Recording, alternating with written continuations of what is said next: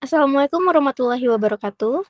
Kami dari kelompok 3, dari Praktikum Teknologi Sediaan Solid, ingin mempresentasikan hasil diskusi kami, formulasi sediaan tablet vitamin B6 dengan tablet vitamin B6 sebagai zat aktif dengan metode granulasi basah dengan kelompok Juarvianti dengan NIM 22334017, Sabrina Audrey Salva 22334018,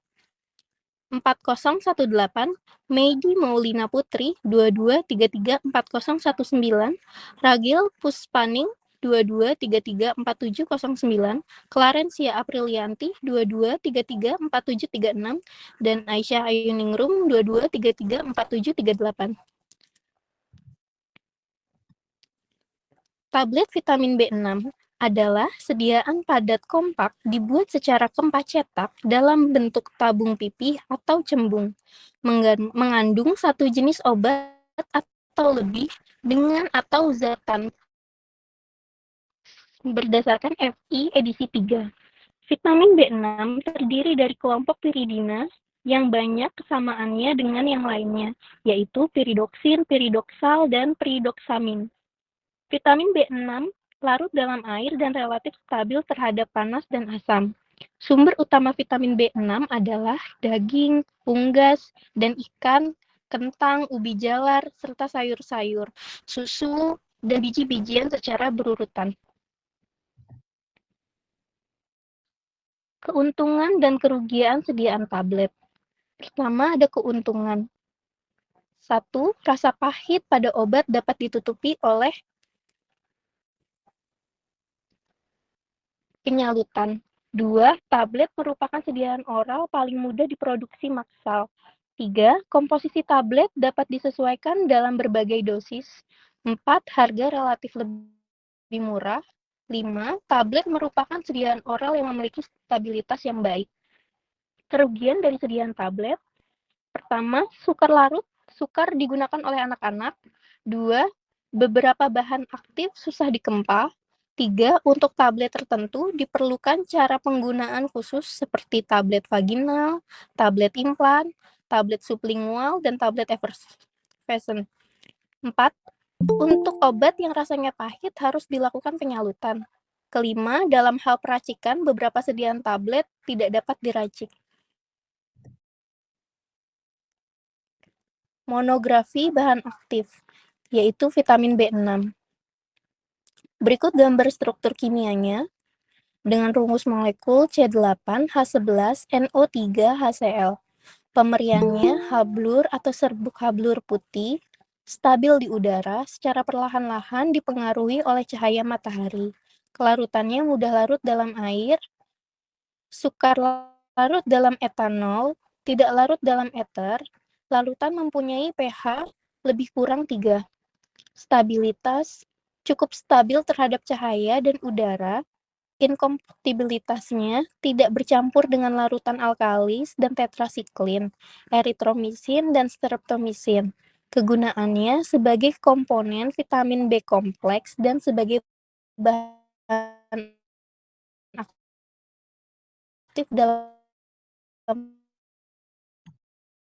207 derajat Celcius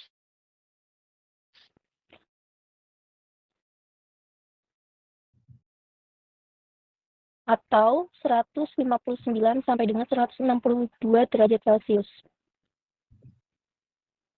Evaluasi bahan mutu.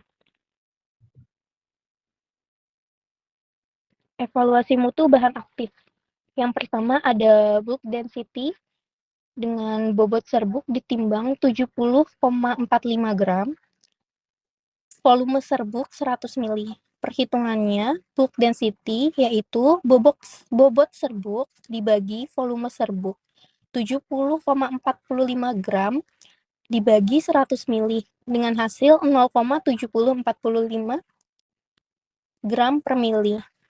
Tap density-nya, bobot serbuk yang ditimbang 70,45 gram, volume serbuk setelah diketuk 100 kali adalah 80 mili, volume serbuk setelah diketuk 500 kali menjadi 72 mili, Volume serbuk setelah diketuk sebanyak 1.250 kali menjadi 71 mili. Maka dapat dilakukan perhitungan tap density-nya, yaitu bobot serbuk dibagi dengan volume serbuk setelah diketuk, yaitu 70,45 dibagi 71 mili, menghasilkan 0,99 gram per mili. Selanjutnya akan dilanjutkan oleh rekan saya. Terima kasih sebelumnya. Selanjutnya rasio Hosner yang bulk density-nya yaitu 0,7045 gram per mililiter, tap density-nya 0,99 gram per mililiter. Perhitungannya rasio Hosner sama dengan tap density dibagi bulk density itu 0,99 gram per mili bagi 0,7045 gram per mili, hasilnya 1,41. Kesimpulannya very poor atau sifat alir sangat buruk. Terus selanjutnya kompresibilitas. Bulk density 0,7045 gram per mili, tap density 0,99 gram per mili, perhitungannya persen kompresibilitas, tap density dikurang bulk density dibagi tap density dikali 100%. 0,99 dikurang 0,7045 per 0,99 kali 100%, hasilnya 28,84%. Kesimpulannya poor atau sulit sifat alir buruk. Yang kelima, sudut istirahat yang dihitung tinggi 18 cm, diameter 11,8 cm, jari-jari 5,9 cm, sudut istirahat yang didapat yaitu 71,85 derajat. Laju alirnya gram per waktu sama dengan 100 gram per 56 second sama dengan 1,78 gram per second. Perhitungannya tan alfa sama dengan tinggi per jari-jari alas 18 cm dibagi 5,9 cm sama dengan 3,05, alfanya 71,85 derajat. Kesimpulannya very poor atau sukar mengalir. Yang keenam, kadar lembat dan susu pengeringan. Waktunya 2,17 menit, bobot basahnya 5,015 gram, bobot keringnya 4,988 gram. Perhitungannya persen AOD sama dengan bobot basah dikurang bobot kering per bobot basah dikali 100%. 5,015 dikurang 4,988 per 5,015 kali 100%, hasilnya 0,54%. Persen MC-nya bobot basah kurang bobot kering per bobot kering dikali 100%. 5,015 kurang 4,988 per 4,988 dikali 100%, hasilnya 0,54%. Persyaratannya 2-5%, kesimpulannya tidak memenuhi syarat. Yang ketujuh, distribusi ukuran partikel. Perhitungan bobot serbuknya yaitu bobot wadah tambah bobot serbuk dikurang bobot wadah kosong. Hasilnya yang mes 14 bobot wadah kosongnya 4,63 gram ditambah serbuk 4,63, kalau bobot serbuknya 0. Mes 16 bobot wadah kosongnya 4,97 ditambah dengan bobot serbuknya 4,97, hasilnya bobot serbuknya 0. Mes 18, bobot wadah kosongnya 4,88, bobot wadah tambah serbuk 4,88, bobot serbuk 0. Mes 20, 4,73, bobot wadah tambah serbuk 477, bobot serbuknya 0,004, wadah paling bawah yaitu 4,83, wadah tambah serbuk 104,30, bobot serbuknya 99,96. Perhitungannya, rumusnya persen mes 14 sebenarnya bobot serbuk pada mes 14 per total bobot serbuk dikali 100%. Hasilnya mes 14 hasilnya 0% serbuk, mes 16 0% serbuk, mes 18 juga 0% serbuk, mes 20 bobot serbuknya 0,04, persen serbuknya 0,04%, wadah paling bawahnya 99,96%, total bobot serbuknya 100 gram dengan persen serbuk 100%. Ini adalah grafik distribusi ukuran partikelnya. Selanjutnya, spesifikasi tablet yang diinginkan. Pertama, nama produk pirimidol, bentuk sediaan tablet, bahan aktif vitamin B6, pyridoxine hidrochloride, kemasannya dus, pemberian warna habluur putih, bentuk bulat, permukaan rata, rasa tidak berasa. Tebal 4 mm, diameter 10 mm, bobot 300 mg, jumlah bahan aktif per tablet 150 mg, keseragaman bobot seragam, keseragaman kandungan seragam, kekerasan tablet di antara 4-7 kg per cm. Kerontokan atau friabilitas kurang dari 1%, waktu hancur kurang dari 15 menit, laju diisolasi, larut tidak kurang dari 75%. Selanjutnya akan dibacakan oleh teman saya. Rasionalisasi formula. Metode formulasi basah. Pengertiannya proses pencampuran partikel zat aktif dan eksipien menjadi partikel yang lebih besar dengan menambahkan cairan pengikat dalam jumlah yang tepat sehingga menjadi massa cetak yang lembab dan dapat digranulasi serta menghasilkan tablet yang tidak rapuh.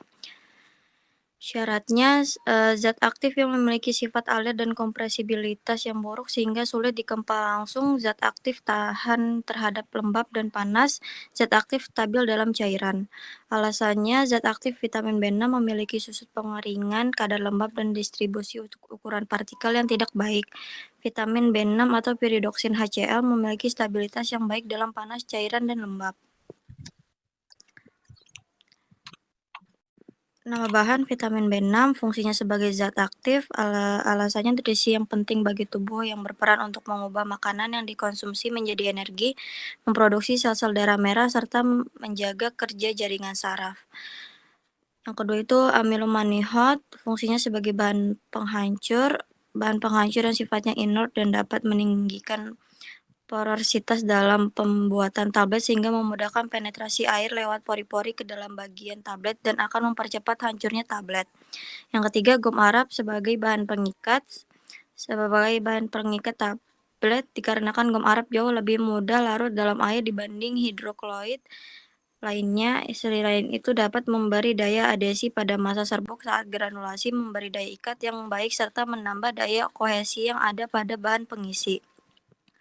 4. Avisel sebagai diluen agar mencapai bobot tablet yang diinginkan. 5. Magnesium stearat sebagai bahan lubrikan dapat meningkatkan sifat alir campuran serbuk dan mengurangi gesekan antar partikel sehingga campuran serbuk lebih mudah mengalir ke dalam ruang cetak. 6. Talkum sebagai glidan dapat meningkatkan fluiditas massa yang akan dikempas sehingga massa tersebut dapat mengisi dai dalam jumlah yang seragam. 7. Talkum sebagai antiaderen dapat mengatasi agar granul tidak lengket pada dai atau punch. Formulasi.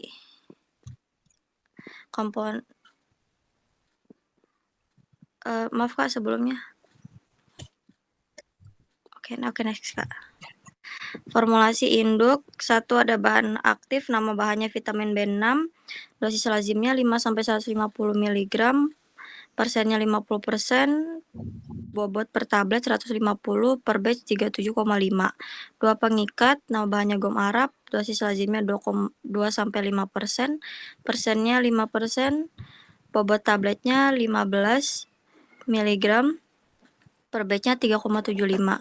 3 penghancur, nama bahannya amilomanihat, lazimnya 5-20%, persennya 10%, bobot tablet 30 mg, per batchnya 7,5. 4 itu lubrikan magnesium stearat 0,25-5%, persennya 1%, bobot tabletnya 3 mg, per batchnya 0,75. 5 glidan, nah bahannya talkum 1-5%, persennya 1%, per tabletnya 3 mg, per batchnya 0,75.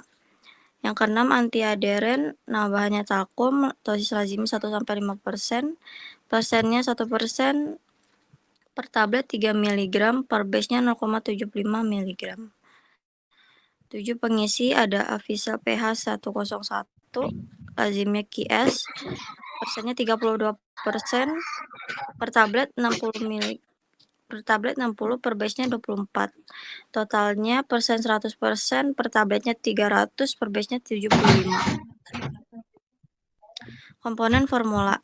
Bahan aktif piridoksin hidrokloridum.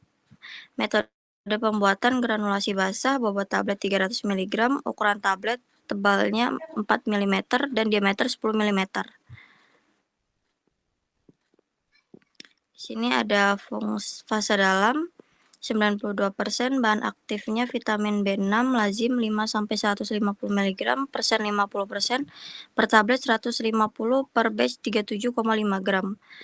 Pengikatnya lazim 2-5%, persennya 5%, per tablet 15, per batch 3,75. Larut atau cairan pembasah aqua destilata lazimnya 0, persennya QS. 4 itu ada penghancur dalam, nah bahannya amino manihot, lazim 5-20%, persennya 5%, per tablet 15, per batchnya 3,75. Untuk pengisi pakai Avisel pH 101, lazimnya QS, persen 32%, per tablet 96, per batch 24 gram.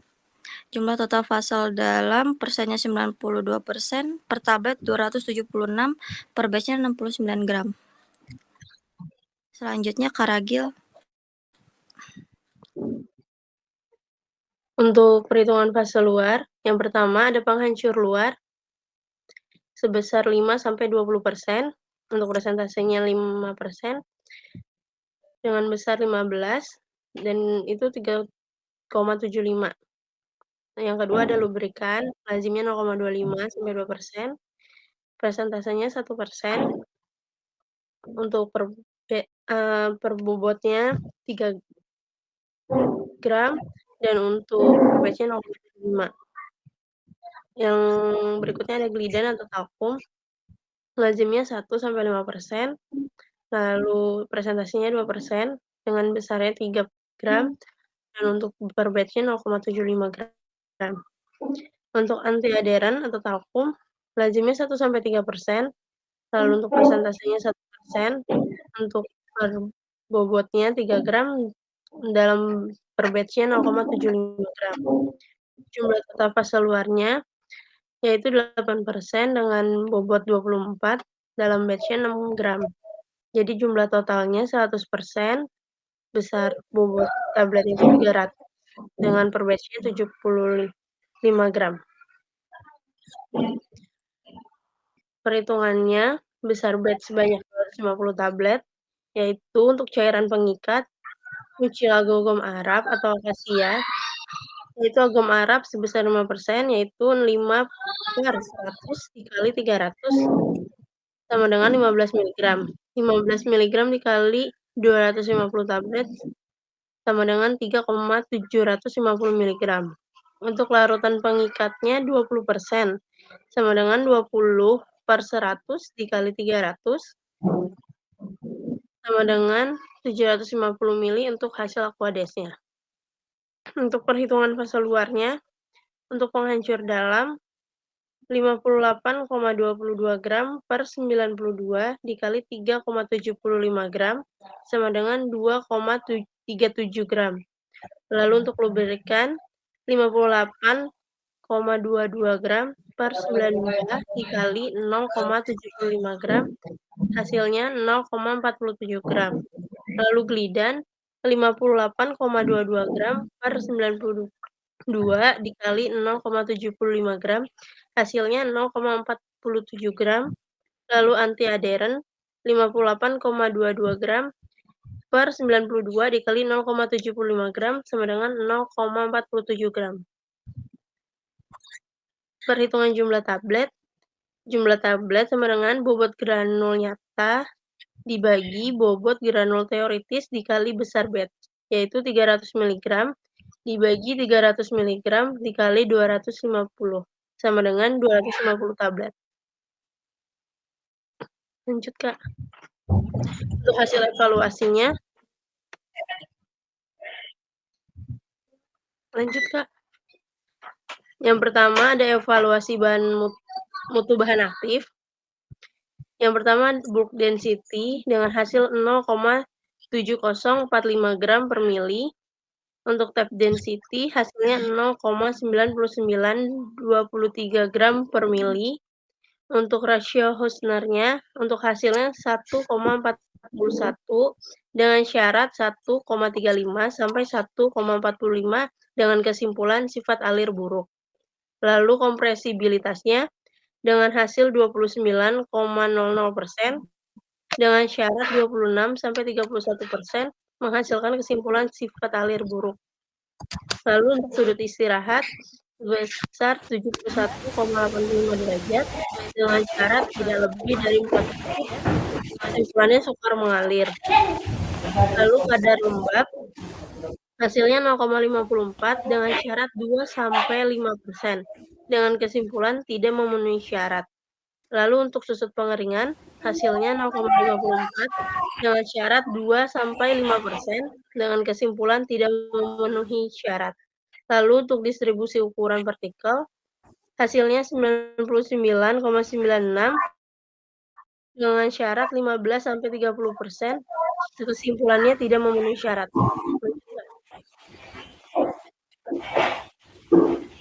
Untuk evaluasi granul, untuk book density-nya, hasilnya 0,5450. Untuk tap density-nya 0,5736. Untuk threshold Hausner, hasilnya 1,05 dengan syarat 1,00 sampai 1,11 dengan kesimpulan sangat mudah mengalir. Untuk kompresibilitasnya, untuk hasil 4,99% dengan syarat kurang dari 10, kesimpulannya sangat mudah mengalir. Untuk sudut istirahat, hasilnya 30,54 derajat dengan syarat 30-40, kesimpulannya itu mengalir. Untuk kadar lembab, hasilnya 3,02% dengan syarat 2-5% dengan kesimpulan tidak memenuhi syarat. Lalu untuk susut pengeringan, hasilnya 2,93% dengan syarat 2-5% tidak memenuhi syarat. Lalu untuk distribusi ukuran partikel, 25,14% dengan syarat 15-30%, kesimpulannya memenuhi syarat. Lanjut, Kak.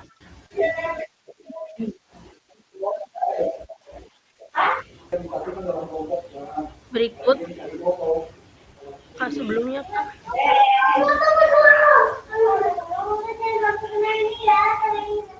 Untuk pengamatan, baik di organoleptis dan kerusakan tablet, dengan hasil bau tidak berbau, untuk warna kecoklatan, dan rasanya tidak berasa, dan terdapat chipping tablet. Kesimpulannya, terdapat beberapa tablet yang mengalami chipping tablet menjadi pecah sebagian, biasanya di sekitar pinggiran tablet. Lalu untuk keseragaman ukuran, hasilnya 10,0 mm dengan syarat diameter tablet tidak lebih dari 3 kali tebal tablet dan tidak kurang dari 1/3 kali tebal tablet, dengan kesimpulan memenuhi syarat. Lalu untuk keseragaman bobot, hasilnya 300 mg, syaratnya tidak boleh ada 2 tablet yang presentase penyimpangannya lebih dari harga yang ditetapkan pada kolom A. Dan tidak boleh ada satupun tablet yang presentase penyimpangannya lebih dari harga yang ditetapkan pada kolom B, dengan kesimpulan memenuhi syarat. Selanjutnya, Kak. Selanjutnya dibacakan oleh Kak Klaren. Selanjutnya dari evaluasi tablet yang dilakukan, yang keempat ada kekerasan, hasilnya 4,24 kg per cm persegi, dengan syarat yaitu untuk tablet sampai bobot 300 mg adalah 4-7 kg per cm persegi. Kesimpulannya memenuhi persyaratan. Yang kelima ada keregasan, hasilnya 0%, syaratnya ialah persentase friabilitas tidak boleh lebih besar dari 1%. Kesimpulannya ialah memenuhi syarat. Yang keenam ada waktu hancur, hasilnya lebih dari 15 menit, tablet tidak larut. Syaratnya ialah kurang dari 15 menit, kesimpulannya tidak memenuhi syarat. Berikut adalah hasil dari tablet vitamin B6 atau Pyridoxine HCl berdasarkan organoleptis. Lalu ini adalah desain kemasan label tablet dari Pyridoxine HCl atau Pyrimidol tablet. Ini adalah hasil dokumentasi selama praktek di Laboratorium Teknologi Farmasi ISTN. Berikut adalah kesimpulan. Yang pertama, vitamin B6 adalah suatu vitamin yang larut dalam air dan merupakan salah satu bagian dari vitamin B kompleks yang berfungsi penting membantu mempertahankan fungsi saraf dan juga berperan dalam pembentukan sel darah merah. Dari praktikum yang dilakukan mulai dari praformulasi, formulasi, pembuatan, pengujian granul, serta evaluasi tablet yang sudah jadi, pada pengkajian praformulasi kita dapat mengetahui secara jelas sifat dan karakteristik vitamin B6 sebagai bahan aktif dan beberapa bahan tambahan yang digunakan sehingga dapat menghasilkan tablet yang kompak dan bagus secara fisik maupun kimia. Metode pembuatan tablet vitamin B6 ini dapat dilakukan dengan cara granulasi basah karena berdasarkan kajian praformulasi, zat aktif memiliki sifat stabil dalam air dan tahan panas. Komponen-komponen tablet berdasarkan hasil pengkajian praformulasi adalah yang pertama ada zat aktif memakai vitamin B6, lalu pengikatnya gom Arab, pengisinya Avisel pH 101, lalu penghancurnya menggunakan amilomanihot, glidan dan antideren menggunakan talkum, lalu ada lubrikan menggunakan magnesium stearat. Yang kelima, hasil evaluasi tablet vitamin B6 yang kami buat adalah sebagai berikut. Organoleptis dan kerusakan tablet, yaitu tidak memiliki bau khas, warna kecoklatan, tidak berasa, terdapat chipping pada tablet. Keseragaman ukuran, tablet yang dihasilkan memiliki diameter tablet tidak lebih dari 3 kali tebal tablet dan tidak kurang dari 1/3 tablet. Keseragaman bobot, yaitu tablet yang dihasilkan memiliki bobot rata-rata tablet sebesar 300 mg dengan berat tablet 6,10 gram.